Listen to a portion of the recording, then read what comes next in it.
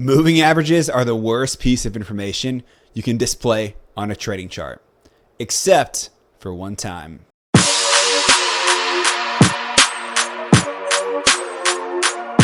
What's up, everyone? This is Eric with Theme Options Trading, and we are in our 3-minute beginner series.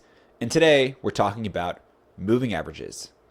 First, I'm going to discuss exactly what moving averages are and my thoughts on them. And if you watch till the end, I'll discuss when I used moving averages and what exact moving averages I place on my trading chart.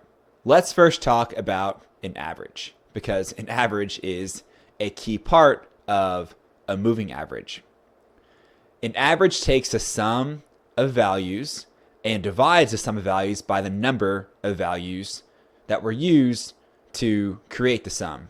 If there were 10 different values used across a sum, then you would divide this sum by 10. That is an average. But how does this apply to the stock market? How does this apply to a moving average? A moving average works in a very similar way. It takes the average over a given period of time, but rather than stay static, it's going to move as time progresses. Cue the name moving average. Let's say we're trying to calculate a 10-period moving average on the 1-minute chart. We will say it's 10 a.m. and the stock is trading at $100.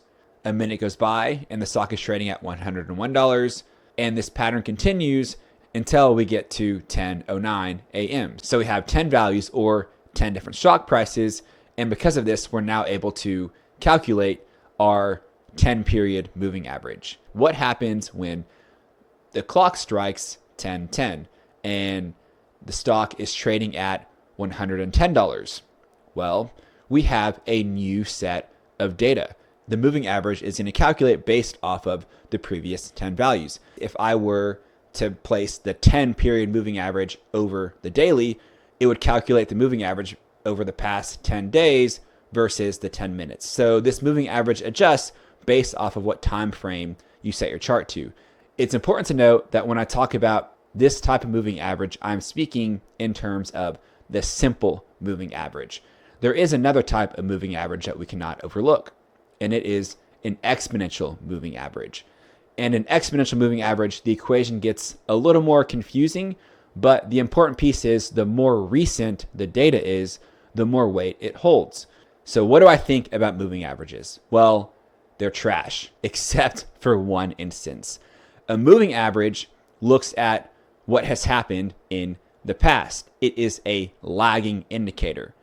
I look at the moving averages on the daily chart, and that is it. I don't use it to trade.